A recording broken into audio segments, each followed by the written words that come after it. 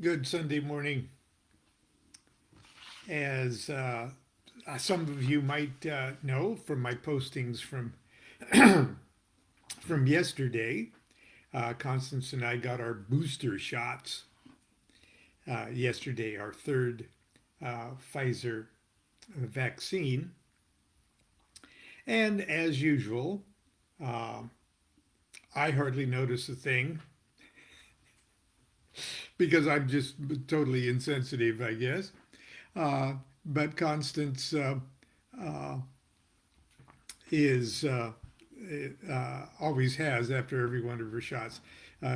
Feels pretty low for a couple of days after the shot, and so this morning we just sort of lounged in bed and pampered ourselves, and we watched some very relaxing little documentaries on Japan, and we love Japan. We both do, and our son uh, married Miwa, a wonderful Japanese woman, and we visited there several times. Constance even more than I. When they were living in Japan, so we were just in a super Japan mood, and as we were just sort of drifting off, I found like an hour's worth of a show that just showed Kyoto gardens. No talking, just the sound of the insects and the birds and the cicadas and everything, and I just got in an incredible Japanese mood. So in preparing for today's talk, uh, I found serendipitously my lecture for the first time. Well, not, I guess it was first time for me going to Japan, I think, in 2006. Okay. Uh, our son Jean Paul and his wife Miwa had a beautiful baby boy, Alex Kazuki Oda DuQuette, and there is a traditional Shinto ceremony, beautiful cultural thing uh, that happens when the baby is so many weeks old, and so they flew Constance and I to Japan because the father, the paternal grandmother, uh, is an instrumental officer in this ceremony. And I posted this morning after the ceremony. Uh, we posed for that's our Japanese family. And there's Constance holding the baby. During the ceremony, they dressed her in a beautiful ceremonial robe, and she held little Alex throughout the whole ceremony. And there's next to me is um, our daughter-in-law Miwa, and then there's Jean Paul, and then there's Miwa's sisters and their husbands, and there is the maternal grandparents. So that's our Japanese family. Well, anyway, I thought it'd be fun if I could find it, and I did. Uh, I lectured in Tokyo, and it was sort of a challenge to uh, to have to introduce Western magic to a culture that was already insanely rich with mystical, magical things of their own, and a rich tradition of especially of Buddhism and Zen Buddhism. And it's just sort of presumptuous to come just blow into town and to explain something that's very Western Hermeticism is seemingly a very Western thing. And so I was sort of challenged with a public lecture to sort of introduce magic, the OTO, Aleister Crowley, and all of that to a culture and to an audience that I was explaining things from square one. So it was a challenge, and there was a local OTO group there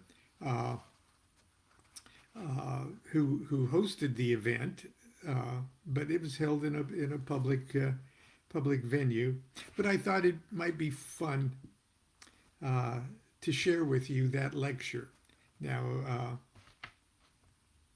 so it was called The Practice of Western Ceremonial Magic and the OTO, public lecture in Tokyo, March 25th, 2006. Do what thou wilt shall be the whole of the law. First of all, I'd like to introduce our dear friend and sister in magic, Kazue Kashiwaji, who will be interpreting my words for you this evening. Let me say right now that if you don't understand what I'm saying, it'll be my fault and not Kazue's. This is my first visit to Japan, but hopefully it will not be my last. And it wasn't. In January, our son Jean-Paul and his wife Miwa, who live in Mishima, had a beautiful baby boy, Alexander Kazuki DuQuette. He is the first grandchild for Constance and me. Constance and Jean-Paul are both with us this evening, and they're sitting right there. Can you believe that beautiful woman is a grandmother? There she is. This is 16 years ago, and I still can't believe she's a grandmother. My talk here tonight is made possible by the good people at Nihil Lodge OTO here in Tokyo. They've been wonderful and generous hosts to Constance, Jean-Paul, and me this weekend, and so we're happy they invited us. My talk is titled The Practice of Western Ceremonial Magic and the OTO. These are very big subjects, and I have only a short time with you tonight, but I'll try my best. Let's start by answering the question, what is magic? The magic I'm going to talk about is not the magic of the stage magician who pulls rabbits out of a hat. Magic is not a religion, it's a spiritual art form. Every magician is a spiritual artist. Magic in the broadest sense of the term is simply the science and art of causing change to occur in conformity with will. This means that we're all magicians, and anything we willfully do is an act of magic. Brushing your teeth, walking the dog, paying our bills. On the other hand, anything we do that is not an act of our will is an unmagical act, like thoughtlessly reaching for a cigarette, or perhaps ordering that fourth martini, or any habit or thoughtless behavior that overrides the momentum of our true will, our life focus. Each of us has a true will that is uniquely our own. The true will is not our little wants and common desires. We are like planets and stars, and our true will is our orbit, our natural path in the universe. It is what we came to Earth to be. It is what we came to Earth to do. As long as we're doing our true will, we move through life like a star whose path through the heavens is assisted from every direction by the natural forces of the entire universe. When we're not doing our will, we are wandering outside our orbit, and when we are outside our orbit, we are in real danger of crashing into other heavenly bodies. Until we get back on our true path, life is difficult, and we're in real danger to ourselves and others. That is the meaning of the words that I spoke at the very beginning of my talk. Do what thou wilt shall be the whole of the law. And I'll talk more about this law in a moment. For me, the ultimate change I'd like to effect in my life is my own enlightenment and spiritual liberation. Call it what you like: self-realization, return to Godhead, absorption in the infinite, nirvana, salvation. Heaven is the supreme goal of every spiritual seeker. However,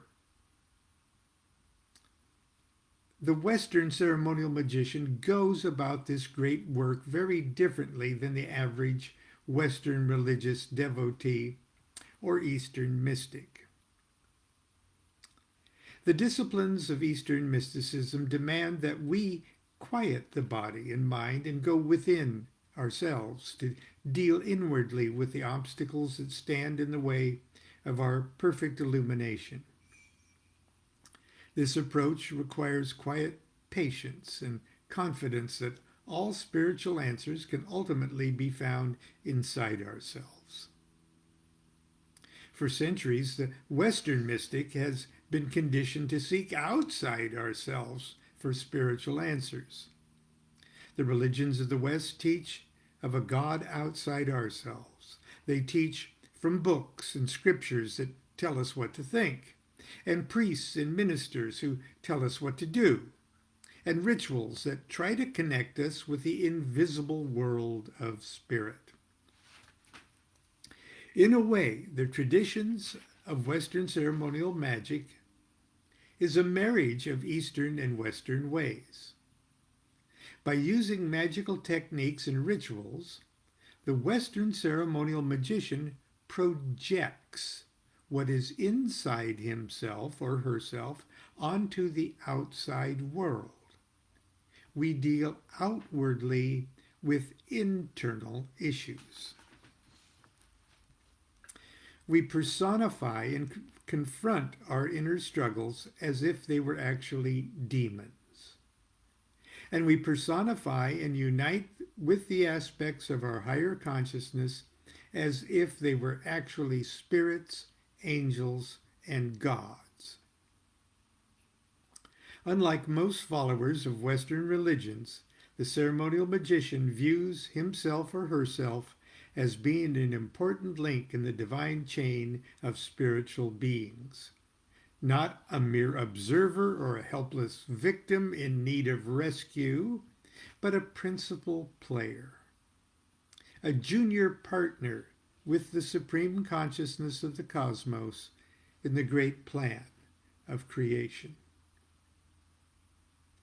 This confident and independent attitude is what separates a magician from a religious devotee. The foundations of modern ceremonial magic can be found in the myths and traditions of many cultures and civilizations, including those of Babylon, Egypt, Greece, Rome, Arabia, and the mythical land of ancient Israel. Its philosophies and practices have been passed down to us over centuries through the Magi of Persia and the Hermetic philosophers and hierophants of the mystery schools of Greece and Egypt, the Arab and European alchemists, Rosicrucians, and Freemasons. But for over 2,000 years, these spiritual practices have been condemned as evil by the powerful religious and political institutions of the Christian religion. For over 2,000 years, men and women have had to practice the art of ceremonial magic in secret. For over 2,000 years, men and women practice ceremonial magic at the risk of their lives. Today, ceremonial magicians are no longer killed for our beliefs and practices, but there are many people, especially in Europe and America, who still think magic is evil. All I can say is that is very sad and very silly. Now, I don't want to keep us too long this morning,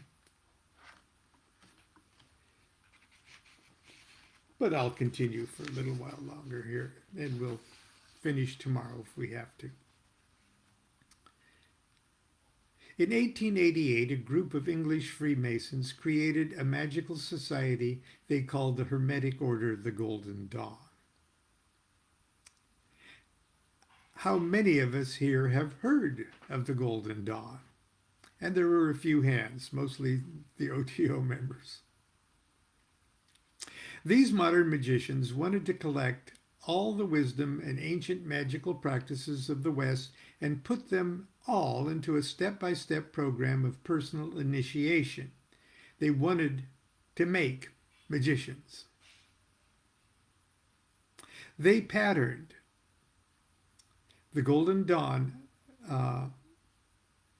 degrees or levels of membership upon a diagram they called the Tree of Life.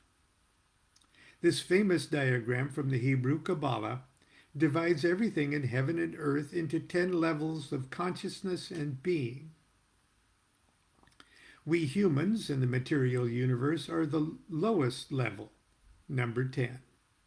And the supreme consciousness of the cosmos, call it God if you will, is the top level, number 1. Starting at 10, it's the duty of each magician, indeed it's the duty of all human beings, to systematically work to raise the level of our consciousness step by step until we've achieved supreme enlightenment of number 1. Now, all this doesn't sound like pulling rabbits out of a hat, does it?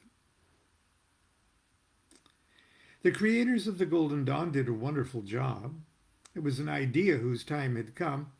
Some of the smartest people in England became members of the Golden Dawn, and the Golden Dawn forever changed the world of Western ceremonial magic. The Golden Dawn itself dissolved around 1904, but offshoots of the original organization survive to this day. The magical theories, techniques, and rituals taught by the Golden Dawn are still studied and practiced today all over the world by ceremonial magicians. But back in 1888, all of this was very secret, and you had to be a member of the Golden Dawn or other secret societies to receive magical instruction. Even when I was a young magician, it was very hard to find published information about ceremonial magic. Today, that's not the case. Almost everything is published or available on the internet. The problem is now that there's so much information available, a new magician doesn't know where to start and doesn't know what's valuable and what is not. I'm often asked why I chose the path of magic.